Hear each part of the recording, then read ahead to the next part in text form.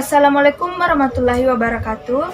Perkenalkan, nama saya Mardiana, NIM 20700120073, jurusan Pendidikan Matematika kelas B, Fakultas Tarbiyah dan Keguruan, UIN Alauddin Makassar. Kali ini kita akan membahas tentang definisi dari salah satu jenis grup aljabar, yakni grup. Dalam konteks ini, grup hanyalah suatu nama dari sistem yang akan kita pelajari. Grup merupakan suatu bentuk abstraksi dari suatu sistem tertentu. Nah, sekarang kita perhatikan himpunan semua pada bilangan bulat. Himpunan bilangan bulat sama dengan kurung kurawal tak terhingga -3, -2, -1, -0, -1, -2, dan seterusnya balas kurung kurawal. Perlu kita pahami juga bahwa himpunan bilangan bulat terhadap operasi penjumlahan itu memenuhi kaidah-kaidah seperti berikut. Yang pertama, untuk semua nilai A dan B elemen dari himpunan bilangan bulat, A ditambah B elemen dari himpunan bilangan bulat, yang merupakan sifat dari ketertutupan operasi penjumlahan. Yang kedua, untuk semua nilai A, B, dan C elemen dari himpunan bilangan bulat dalam kurung A tambah B balas kurung ditambah C sama dengan A ditambah dalam kurung B tambah C, yang merupakan sifat asosiatif. Yang ketiga, terdapat nilai 0 elemen dari himpunan bilangan bulat, di mana untuk semua nilai A elemen dari himpunan bilangan bulat, maka 0 ditambah sama dengan A sama dengan A tambah 0. Adanya suatu elemen yang istimewa di himpunan bilangan bulat, yaitu 0. Yang keempat, untuk setiap nilai A elemen dari himpunan bilangan bulat, terdapat nilai B elemen dari himpunan bilangan bulat. Maka A tambah B sama dengan 0 sama dengan B tambah A, di mana setiap elemen di himpunan bilangan bulat mempunyai pasangan di himpunan bilangan bulat itu sendiri, yang apabila pasangan tersebut dioperasikan menghasilkan 0. Nah, berdasarkan hal tersebut, kita dapat mengatakan bahwa himpunan bilangan bulat terhadap operasi penjumlahan membentuk suatu sistem. Adapun proses abstraksi dan pendefinisian pada struktur grup. Nah, sebelum itu, saya ingin bertanya kepada adik-adik atau kakak-kakak sekalian.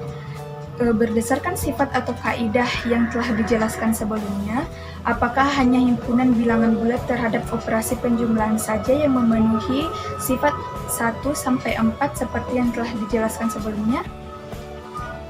Nah, tentu saja tidak kan? Mengapa demikian? Kita ambil sebuah contoh pemisalannya.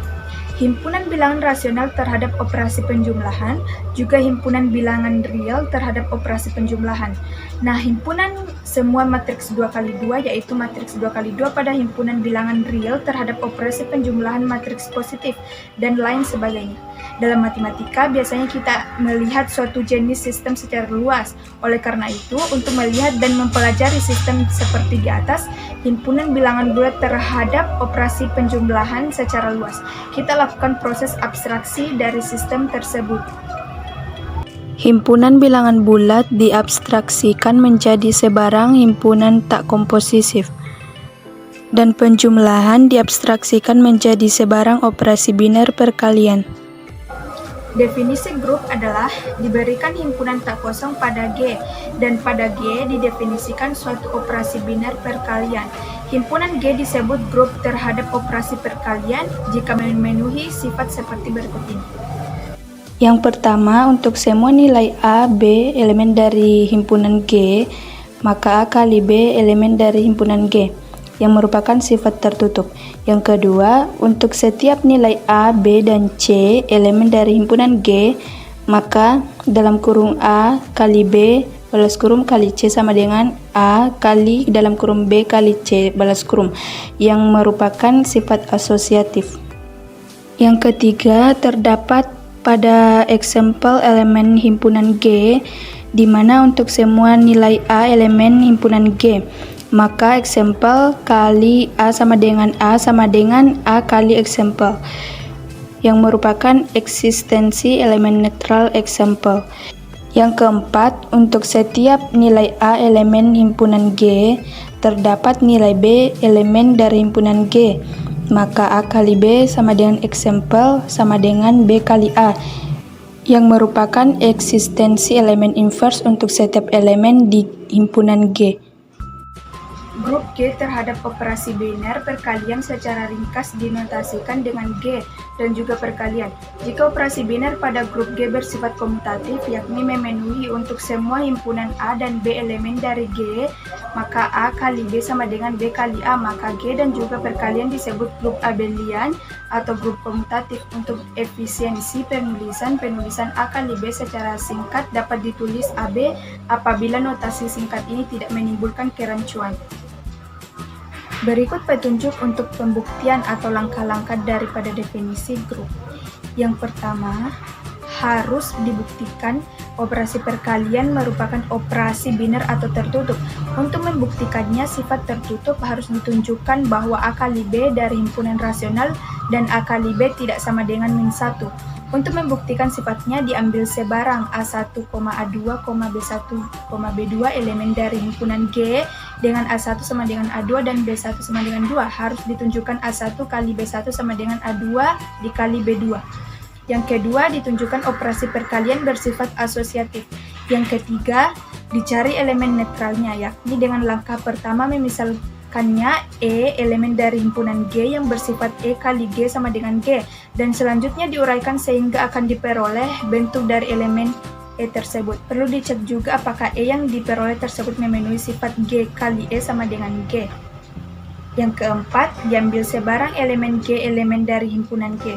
Dicari inverse dari elemen G, yakni dengan langkah pertama memisalkannya H elemen dari himpunan H yang bersifat G kali H sama dengan E, dan selanjutnya diuraikan sehingga diperoleh bentuk dari elemen H tersebut. Perlu dicek juga ini apakah H yang diperoleh tersebut memenuhi sifat H kali G sama dengan E.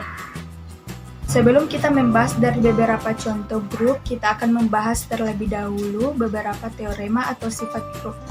Perlu dipahami bahwa dalam penulisan ini hasil operasi A kali B dengan penulisan yang lebih sederhana sebagai AB. Teorema yang pertama, unsur identitas pada suatu grup bersifat tunggal. Pembuktiannya adalah untuk membuktikan bahwa unsur identitas grup tunggal, kita dapat menunjukkan bahwa jika dua objek memenuhi sifat identitas, maka dua objek tersebut haruslah sama. Misalkan G grup dan E1, E2 elemen G merupakan unsur identitas pada G. Akan ditunjukkan E1 sama dengan E2 karena E1 dan E2 unsur identitas, maka untuk sebarang A elemen G berlaku E1A sama dengan A yang menunjukkan persamaan 1, AE2 sama dengan A yang menunjukkan persamaan 2. Dengan mengganti A pada persamaan 1 dan persamaan 2 secara berturut-turut dengan E2 dan E1 diperoleh E1 E2 sama dengan E2 yang merupakan persamaan ketiga. E1 kali E2 sama dengan E1 yang merupakan persamaan keempat. Berdasarkan persamaan 3 dan 4 diperoleh E1 sama dengan E2. Jadi terbukti bahwa unsur identitas pada grup bersifat tunggal. Teorema yang kedua, inverse anggota pada suatu grup bersifat tunggal. Pembuktiannya adalah ide yang digunakan dalam membuktikan teorema ini serupa dengan teorema yang telah dijelaskan sebelumnya. Ditinjau dari sebuah anggota grup, misalnya X. Untuk membuktikan bahwa inverse dari X bersifat tunggal, kita dapat menunjukkan bahwa jika dua objek merupakan inverse dari X, maka dua objek tersebut haruslah sama. Misalkan G grup dengan unsur identitas E, ambil sebarang A elemen himpunan G dengan B dan C elemen dari himpunan G yang merupakan inverse dari A. Akan ditunjukkan B sama dengan C karena B dan C inverse dari A, maka berlaku BA sama dengan E yang merupakan persamaan 1, AC sama dengan E yang merupakan persamaan kedua. Perhatikan bahwa B sama dengan BE, di mana E unsur identitas. Maka B, AC berdasarkan persamaan kedua, maka BA kali C yang merupakan sifat asosiatif, maka EC sama dengan C. Diperoleh B sama dengan C, jadi terbukti bahwa inverse anggota pada suatu grup bersifat tunggal. Teorema yang ketiga, misalkan G grup untuk setiap A elemen dari himpunan G berlaku A inverse pangkat min 1 sama dengan A. Pembuktiannya, Misalkan G grup, ambil sebarang A elemen dari himpunan G, akan dibuktikan A inverse pangkat min 1 sama dengan A. Berdasarkan definisi inverse suatu anggota, diperoleh A inverse kali A sama dengan E. Dan A inverse kali A inverse pangkat min 1 sama dengan E. Dari kedua persamaan ini diperoleh A inverse kali A sama dengan A inverse kali A inverse pangkat min 1, di mana A kali A inverse kali A sama dengan A kali A inverse kali A inverse pangkat min 1. Maka A kali A inverse kali A sama dengan A kali A inverse kali A inverse pangkat min 1, yang merupakan sifat asosiatif. E kali A sama dengan E kali A inverse pangkat min 1, maka A sama dengan A inverse pangkat min 1, di mana E merupakan unsur identitas. Jadi terbukti bahwa A inverse pangkat min 1 sama dengan A. Teorema yang keempat, misalkan himpunan G grup. Untuk setiap A, B elemen dari himpunan G berlaku AB pangkat min 1 sama dengan B inverse dikali A inverse. Misalkan G grup, ambil sebarang nilai A, B elemen dari himpunan G, akan dibuktikan AB inverse sama dengan B inverse kali A inverse. Untuk membuktikan hal ini, kita cukup menunjukkan bahwa AB dikali B inverse kali A inverse sama dengan E, dan B inverse kali A inverse kali AB sama dengan E. Perhatikan bahwa AB dikali B inverse kali A inverse sama dengan AB kali B inverse kali A inverse, yang merupakan sifat asosiatif. Maka A kali B inverse kali A inverse, A kali E kali A inverse, sama dengan A kali A inverse menghasilkan E. Di pihak lain dengan cara yang berbeda namun hasilnya sama. B inverse kali A inverse dikali A kali B sama dengan B inverse kali A inverse kali A kali B, di mana di sini merupakan sifat asosiatif. Maka B inverse kali A inverse kali A kali B, KB inverse kali E kali B menghasilkan B inverse kali B, B inverse kali B menghasilkan E. Teorema yang kelima, misalkan himpunan G grup dan A, B, C sebarang anggota dari himpunan G.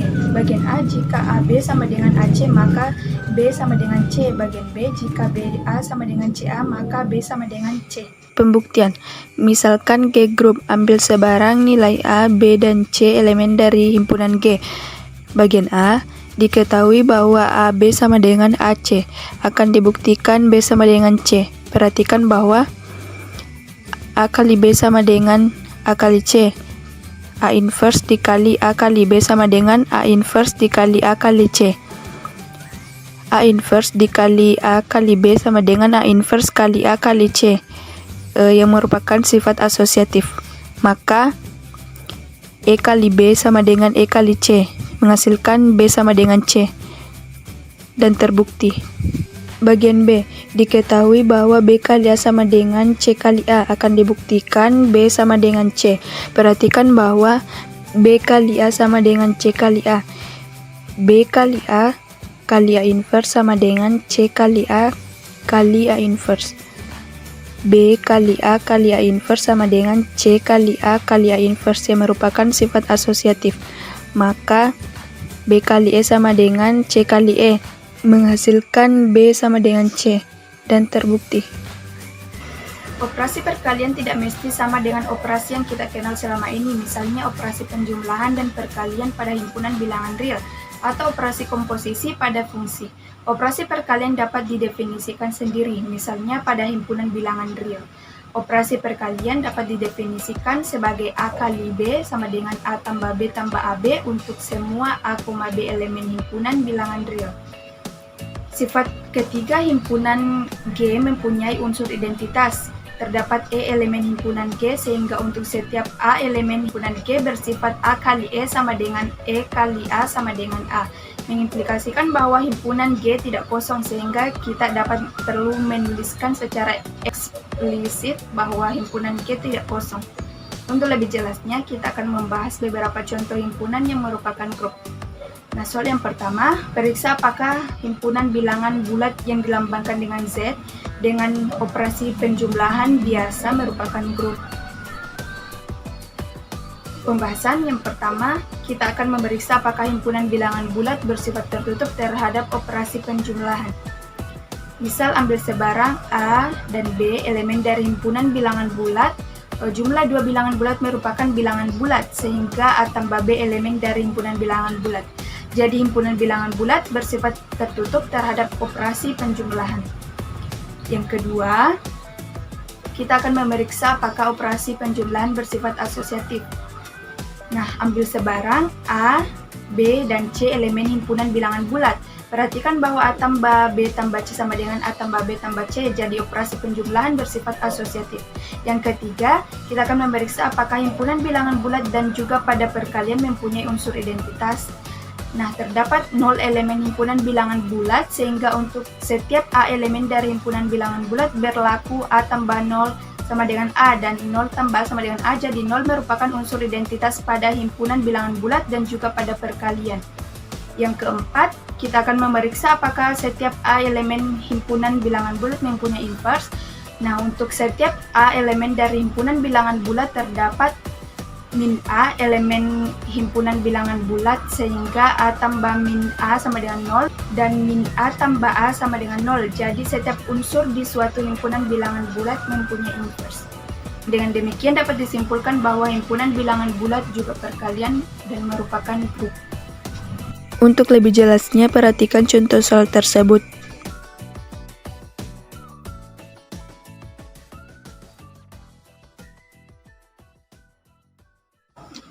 Nah, tidak terasa sekarang kita sudah berada di penghujung video pembelajaran.